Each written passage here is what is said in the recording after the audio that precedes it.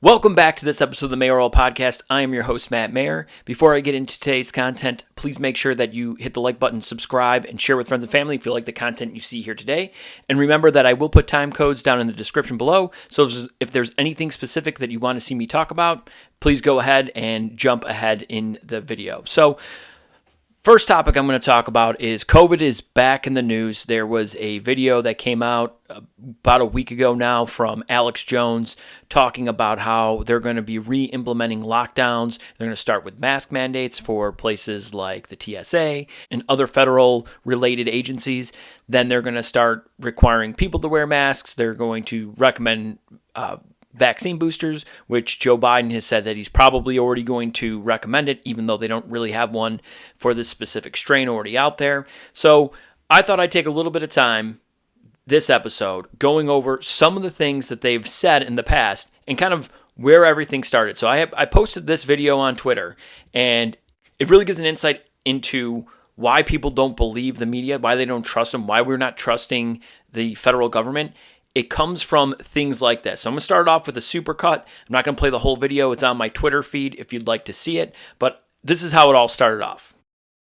Coronavirus is rising. 3.4% is higher. Twice as deadly as previous estimates. 3.4%. The state of emergency. Well, I think the 3.4% is really a false number.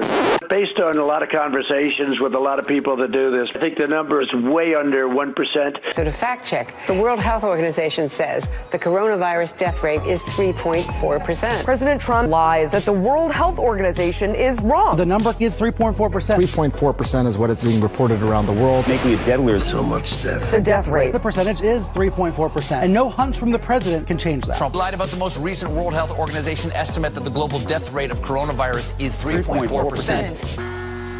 The 3.4% death rate was wrong, and WHO data later updated it to a fraction of 1%. Let's go back into history. Trump has a hunch that the death rate is lower than 1%. Way under 1%. Way under 1%. Will someone put a mozzarella stick in his stupid hole? Trump lied to viewers about the mortality rate. Way under 1%. False information. He's spreading disinformation. Misinformation and dangerous disinformation. If you're president of the United States, you have the world's greatest scientists at your disposal. You listen to them. Leading scientists, including Dr. Fauci, wrote in the New England Journal of Medicine that the death rate could be considerably less than 1%. Way. So there's just a supercut of the dishonest media talking about how this was more than 1%. This was 3.4%. That was what the WHO originally came out with.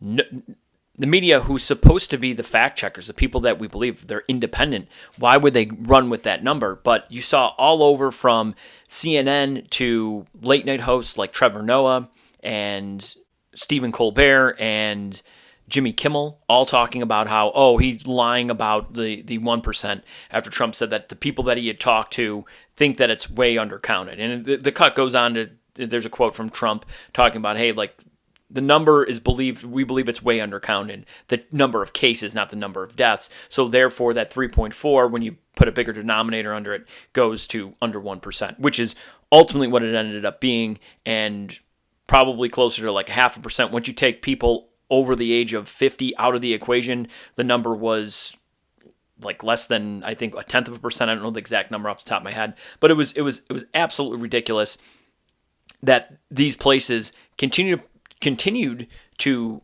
have that narrative that this was more deadly than it actually was.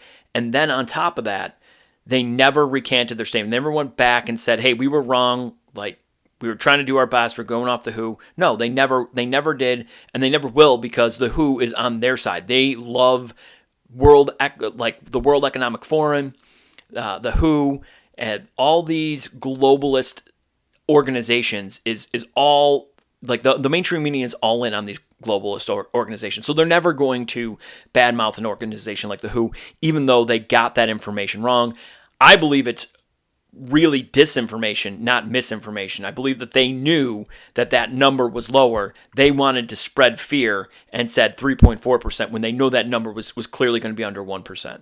So that said, back to just another example of more lies coming from the CDC and the NIH, all these institutions that we're supposed to trust. Most people don't have time to go do a ton of research to see what's the best medicines and the most effective treatment plans for different diseases. That's why we trust medical professionals, not only because they are intelligent, but they've also put in the time that most people do not have.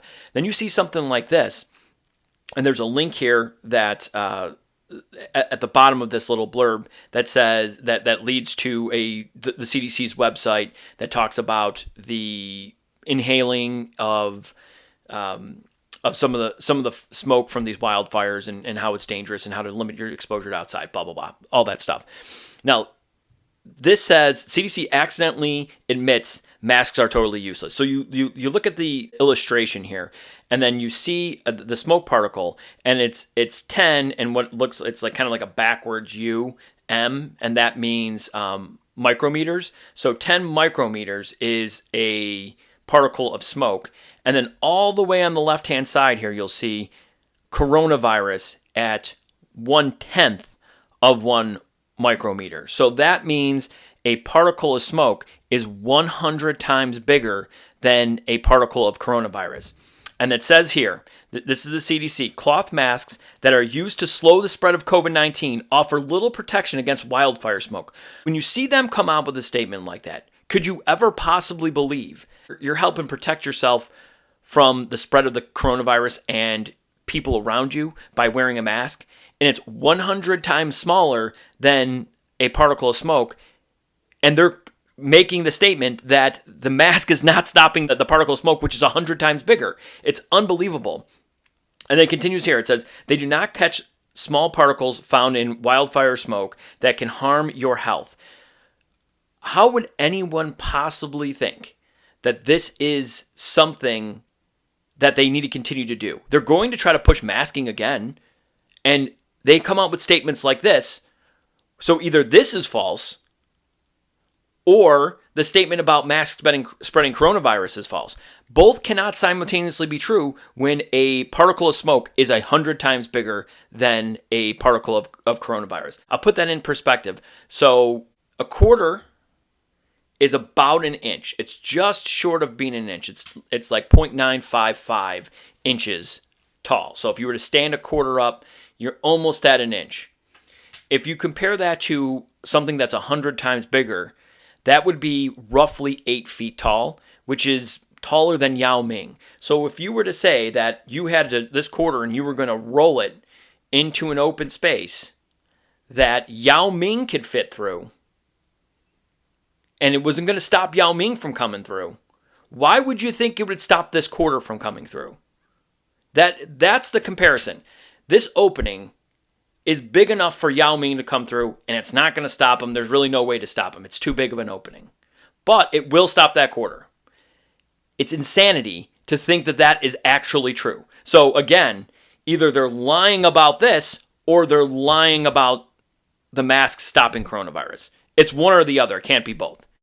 Here's another example of scaling this to size for people to kind of understand. Flu virus is between 80 and 120 nanometers. A nanometer is like 1/1000th of a micrometer, which means roughly 100 nanometers equals 1/10 of a micrometer. And the reason I point that out is because it says SARS-CoV-2 is between 50 and 200 nanometers, and that diagram that I showed was 0.1 micrometers, which means they would be 100 nanometers, so it falls within that range. And it says, the pores in cotton can be up to 100 microns in size, which is 0.1 millimeters. So 100 microns in size, a micron is a micrometer. So 100 microns in size, and the coronavirus is 1/10 of that. So that means the pores are roughly 1,000 times bigger than a coronavirus. And it goes on to say, mathematically speaking, you could technically fit 1,000 flu viruses into a single pore of cotton weave fabric, which applies to the coronavirus too, as it's within that range too. So here, a real life example of just insanity. Anyone, if you did this in real life, people would look at you and say you are absolutely insane. If you decided you wanted to keep gnats out of your property, you surrounded your property with a dome of chain link fence. A chain link fence is typically 2 square inches.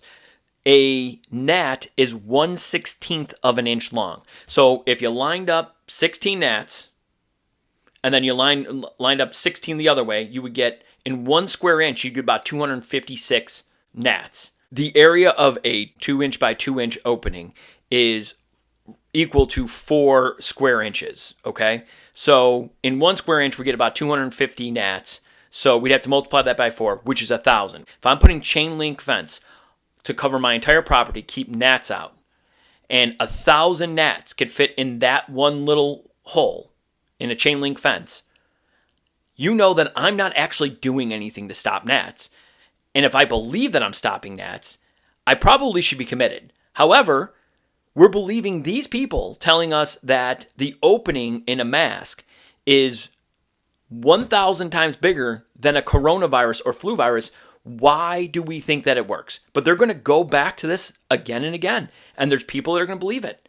It's absolutely insane. And this is for your standard cloth mask. The KN95 and the N95 masks provide more protection than this, but there's other health risks that have been recently coming out. I'm not going to go over those, but it gives you a little bit more protection, but everything else is just theater. A lot of people know that Australia was pretty locked down. It was kind of on and again, off again. They closed off the borders. It's an island country. It makes it a little bit easier to keep anyone from coming into that country if they're not coming by air. And if they shut down the air travel, it's basically just anyone within the country. So you go down here and you see it wasn't until Queensland opened its borders in December of 2021, after years of strict on-again, off-again lockdowns, quarantine, and border closures, that cases took off in the community, and first locally acquired COVID infection leading to death was a double vaccinated man in his 80s. So you see that little graph down there, it's circled. That's the first death after they opened up the borders.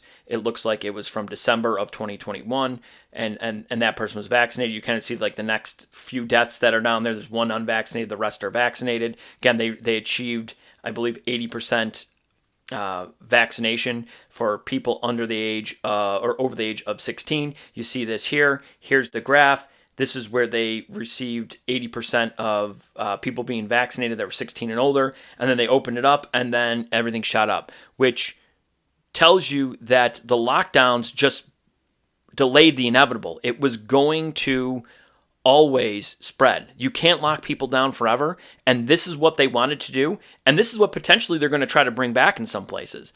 Now, I would hope that places like the United States don't fall for this garbage. I would think that Democrats probably want it to happen again. They wanted it to happen in the first place. Trump was involved in that as well, so he's no saint here. But let's not forget that these did not work. Here's another example of them not working here in Queensland, Australia.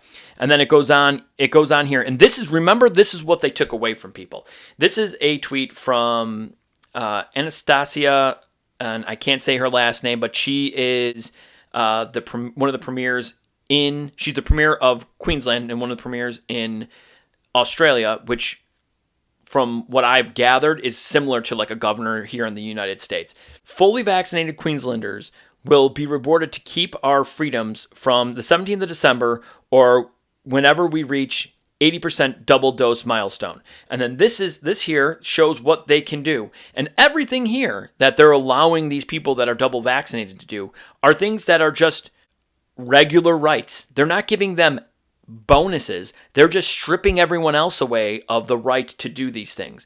And it's unbelievable that people are going to fall for it again. And I think this is where people that are on my side of the argument have to extend an olive branch and say, at some point, we all believed whatever it was that they were selling. Now, it might only have been for a few weeks, a couple of months, maybe a year, whatever it was. Everyone believed some of this. Most everyone. There's probably some people out there that don't believe anything the government says, and they're right to do that. But I'll speak for myself. I didn't believe it for very long, but at first I was thinking, man, this could be... I didn't think that the U.S. would ever shut down like this. I can't believe it's shutting down. This must be something extremely serious. I believed it for a little bit, and then the numbers started rolling in, and I started looking at the data, and you started doing some math and saying, like, this is not the death rate that they think it is, especially for people that were younger. They're going to try to roll this out again. Never forget what they've done in a lot of these situations, and this is just another example. Now, what's happening in Maui is an absolute disgrace. No one really knows what happened. No one really knows how this started. No one really knows what's going on. There's conflicting reports out there.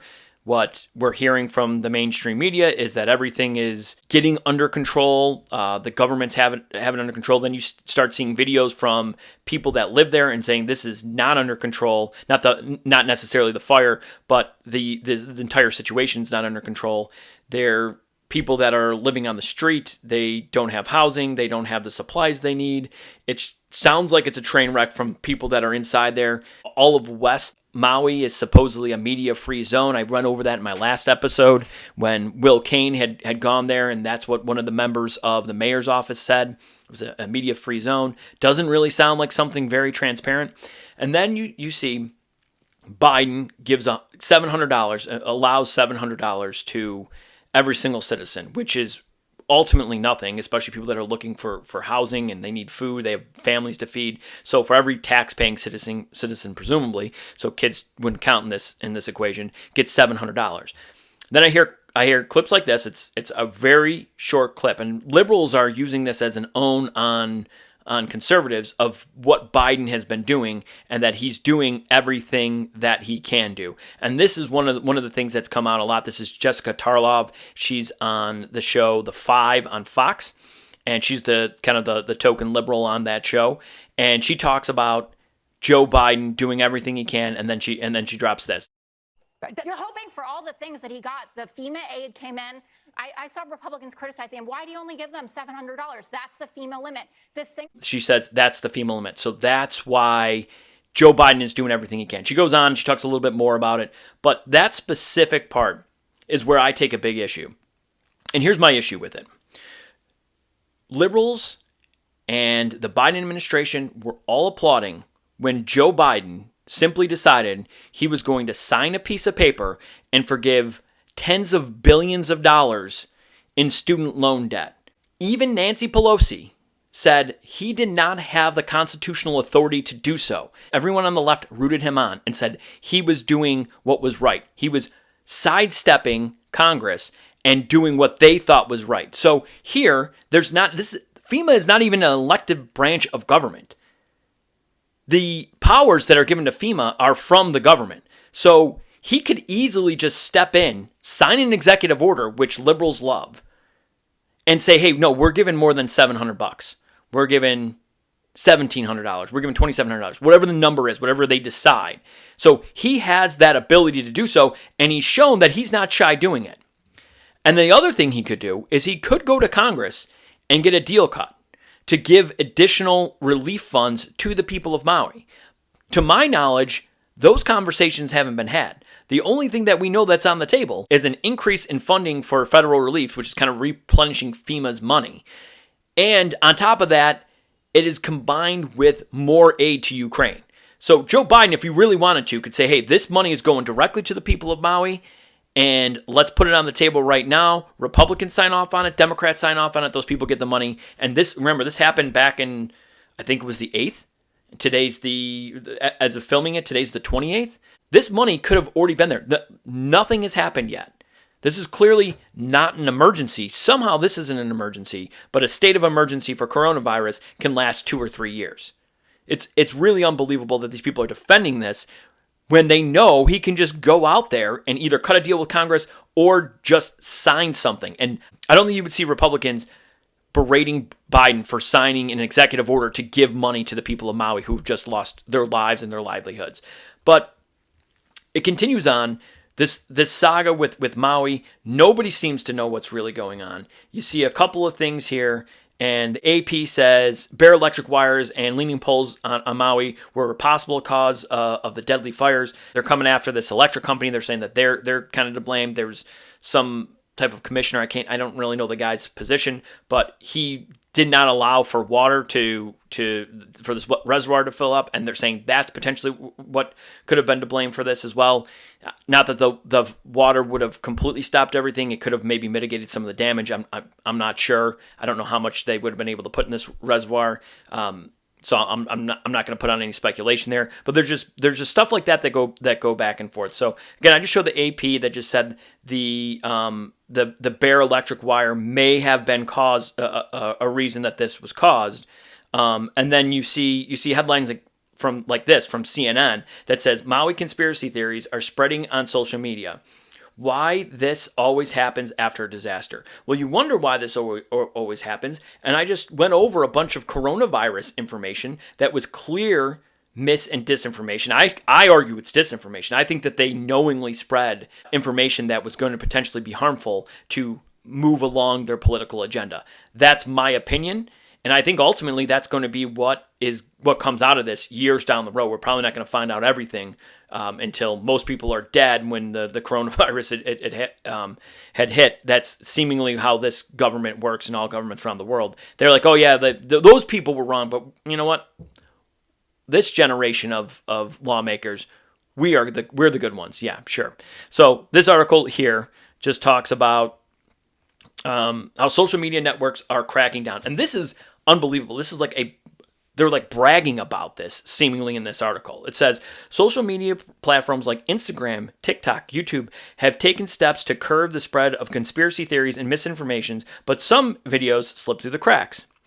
Ahead of publishing this article, TikTok removed several conspiracy videos sent by CNN that were in violation of its community guidelines, which characterizes as, quote, inaccurate, misleading, or false content that may cause significant harm to individuals or society, regardless of intent, end quote, on their platform. So CNN is now a watchdog for these people's policies.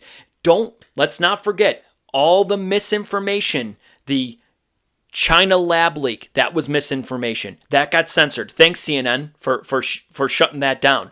You could get the virus and spread it if you had the vaccine. Thank you for shutting that information down, CNN, because everyone knew that was misinformation, right? It had to be misinformation because you reported these videos to the tech overlords, and they took those that type of content down, which was obviously true. So what else do we have? Oh, I don't know. The Hunter Biden laptop story. That was misinformation. That was disinformation. Guess what? Ended up being true. So these people right now are censoring things which could absolutely be false. But some of them are probably true. I don't even know everything that's all the theories out there. It doesn't matter. They've proven time and time again for the last 5-10 years that every time they try to get involved, CNN, other mainstream media organizations, big tech, anytime they try to shut something down, calling it mis or disinformation, it turns out to be true. At least the big stories do. I mean, how are you going to say that you should be the arbiter of this when you've been wrong on so many very important things in the recent history, and you wonder why nobody believes this? Here's another CNN thing. I went over this. I went over this last week.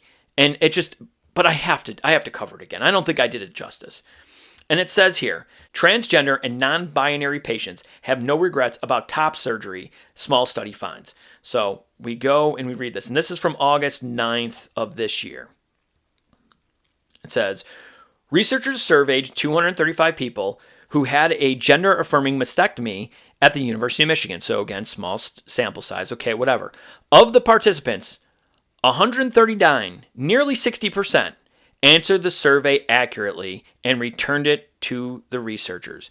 So they counted less than 60% of the people that responded. And the median satisfaction with the decision was on a 5.0 scale, indicating the highest possible level of satisfaction. Whatever it means to be properly filled out, they got rid of 41% of the surveys. And then they're going to tell you that everyone was completely satisfied with it. 41% of the people that responded. We have no idea how they responded. My guess is they didn't respond favorably. So they get rid of 40%, more than 40% of the survey. And they say, of the people left, all of them were completely satisfied with the surgery that they had. So basically what they're saying is we got rid of 40%. Who cares about what their satisfaction level was? The ones that we're showing you is 100% satisfaction.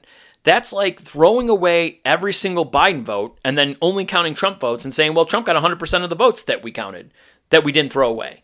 That's insanity. You would never make the case that these people are completely satisfied having thrown away nearly 50% of the actual results. Yet, these are the people. These are the people that are in charge of making sure you don't see dangerous mis and disinformation. And they wonder why don't people trust CNN? Why don't people trust MSNBC? Why don't people trust the mainstream media? I don't know, maybe because you lie. And speaking of lying about everything, BlackRock is starting to get rid of the ESG scores. I mentioned this in a previous episode. I don't buy it for one bit. I believe 100% they're going to repackage it. And I'm going to show you another article that shows exactly what a university is doing in South Carolina. So this says BlackRock ditches ESG shareholder proposals as public pressure grows. So I believe, they realize that it's unpopular. So they're going to say, no, we're not going to push ESG, wink, wink. Like, they're going to push it in a different way. They're just not going to be as open about it as they previously were. So this might even be worse. I guarantee you they're not going to give up on this. There's no way that a globalist like Larry Fink and the people over at BlackRock and Vanguard and State Street, there's no way that these people are going to give up on this. They're just not going to make it as obvious as they had been.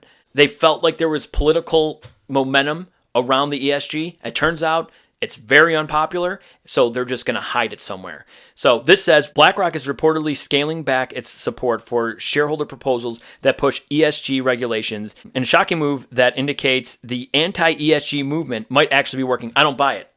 I believe that there is obviously people that don't want anything to do with this ESG garbage. However, I do not buy that they're giving up on it. Not at all. This is exactly what I'm talking about. It says USC, which is University of South Carolina, scrubs diversity, equity, and inclusion language from cabinet position. It just scrubbed the language and rebranded it. This is what these people do. All they do is just rebrand it and think people are so stupid that they're not even going to realize it. Don't be one of those people. They are doing the exact same thing. They are just calling it something else. It's like global warming is now climate change, because it actually is easier for them to say climate change, because now anything happens, you can just say, well, climate change. Here it says, the state's largest university has renamed its officer of Vice President of Diversity, Equity, and Inclusion. All they did was rename him. It says Julian Williams will now be the University of South Carolina's Vice President of Access, Civil Rights, and Community Engagement. USC announced in an email newsletter on August 21st. The university has not updated its website to reflect the new officer title. All they did was change the name of it. Don't fall for it. They're pushing the same crap. They're going to continue to push the same crap. This is going to continue. They're just going to rebrand everything. That's all they're going to do. Anything that tests as unpopular, they'll rebrand it from diversity, equity, inclusion to access, civil rights, and community engagement. That's what they're going to rebrand it. It's the same thing. It's the exact same thing. Don't fall for it. So last topic for today. This is another shooting tragedy that happened. This time it happened in Jacksonville, Florida. 3 people were killed in what's called a racially motivated shooting at Dollar General in Jacksonville, Florida. This one, I believe there is a manifesto that's already out there. This guy said some awful things about black people in his past. He went out and shot up at this Dollar General. I believe all 3 of the victims were black. So clearly this was a racially motivated killing.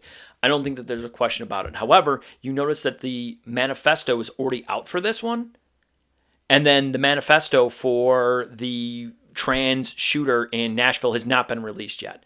I find it's not just me. Everyone finds it very obvious that anytime something fits the white people, white supremacists, whatever garbage nonsense out there, they push that and they make sure that they highlight that.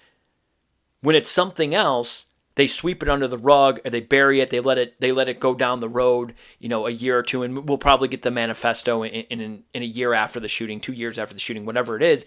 And then people are like, "Oh, that's old news. Everyone knows about it." They drip out the information when it comes like that. When it comes to something like this that fits their narrative, they blast it full blast right away, so everyone could say, "Hey, right, this is what we were right. White supremacy, biggest threat in this country is white supremacy." Look, anyone who thinks that anyone is better than somebody else just because of the way they look is a disgusting human being. And there are white supremacists out there, but it's definitely not the greatest threat to the United States or to the world by any stretch of the imagination. There are plenty of things that are terrible out there that are greater threats to the United States. So again, they were obviously going to push this out because this fits their narrative. And this person was obviously a disgusting human being. And just like the guy in Buffalo, that one was a racially motivated killing as well. The guy drove 2 hours away just to shoot up a grocery store that was mostly black shoppers. So clearly another disgusting human being. That guy had a manifesto too. We saw that one right away, but the trans shooter we don't see. So again, they're pushing the transing of kids. White people are evil, so they can't have the trans person be evil, but they can definitely have white people be evil. That's what they're going to do. And clearly they were going to post this as soon as they possibly could. And other incidences we don't see anywhere near the transparency. I don't mind that they pushed this right away. No problem with it at all. Call this guy out and call him for what he is.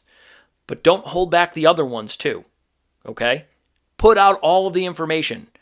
Just because it doesn't fit your narrative doesn't mean that person wasn't evil in Nashville. That person was. This person is. The person in Buffalo was. Don't hold back. That's what upsets people. That's what upsets people like me. It's not so much that this guy did it and that he was white and he was a white supremacist.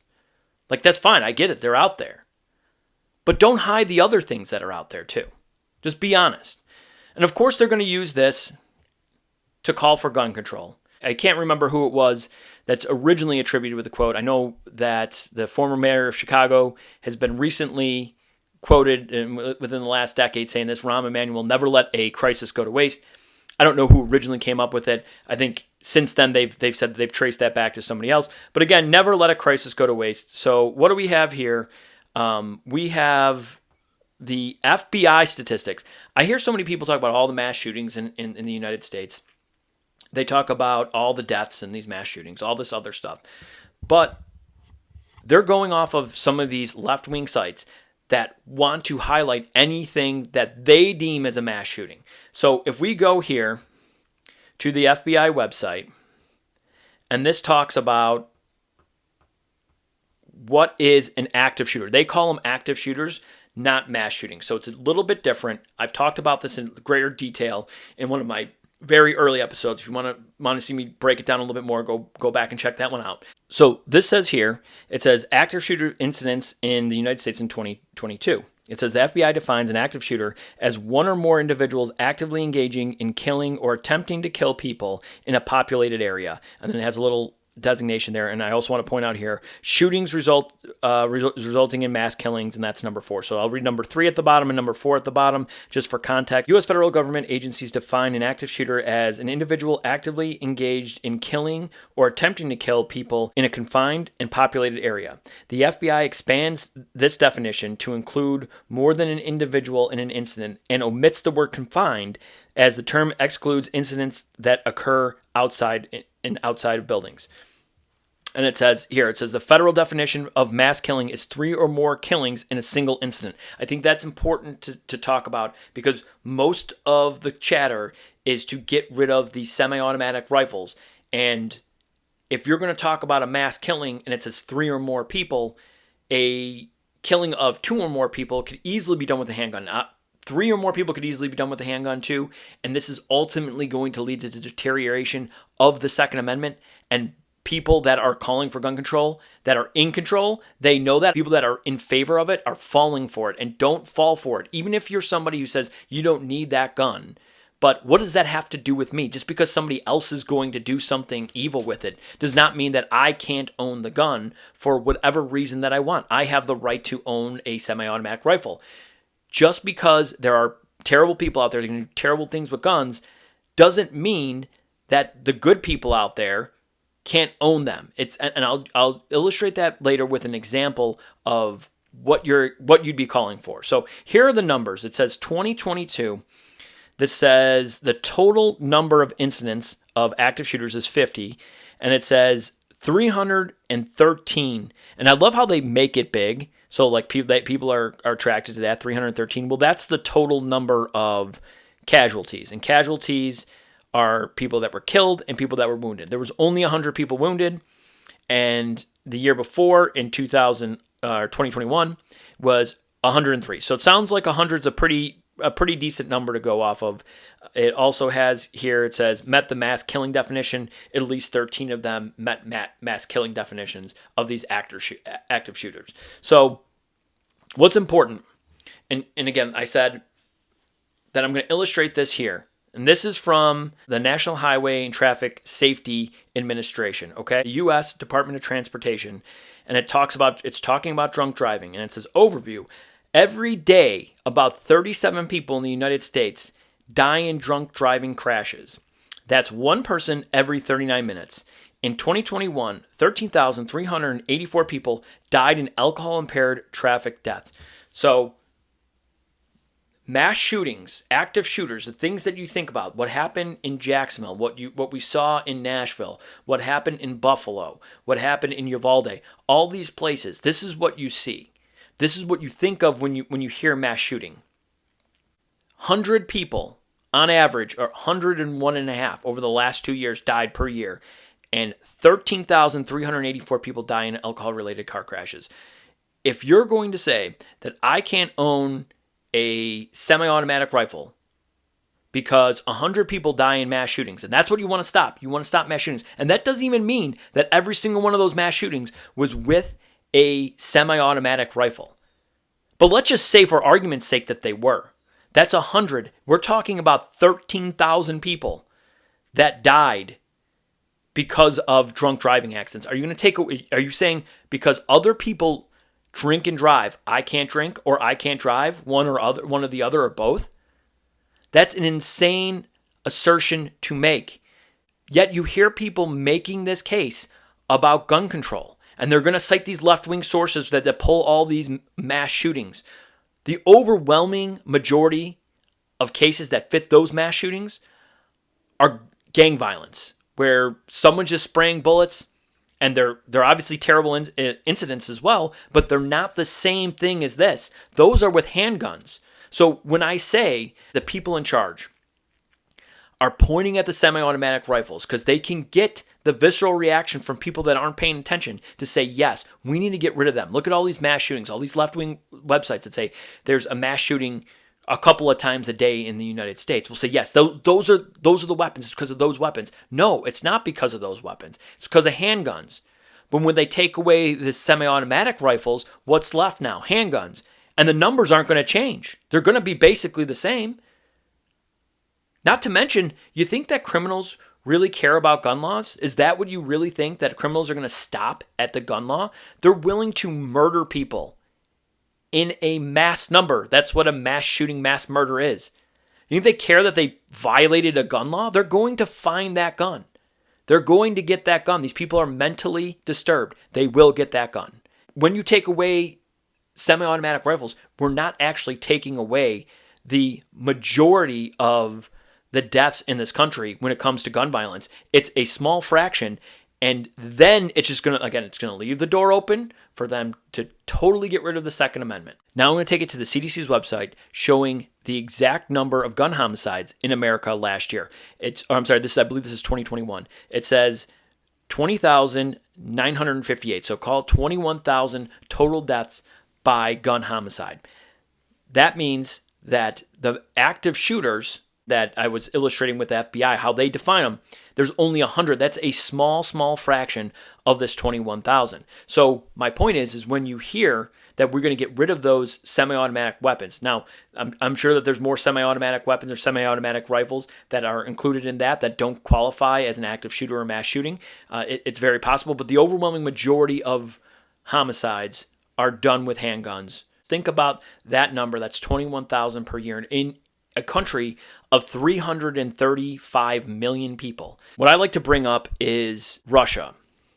In 1917, after 200 years of a class system that held down the lower class people, they fought a revolution and won.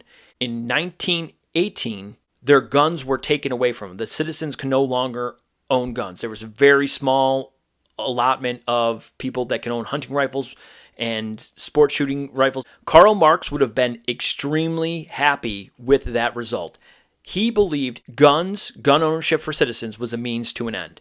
Ultimately, he believed that you would use armed citizens to overthrow the government, and then after the revolution, the people would voluntarily essentially hand over the weapons because the ends had been achieved by the means, right?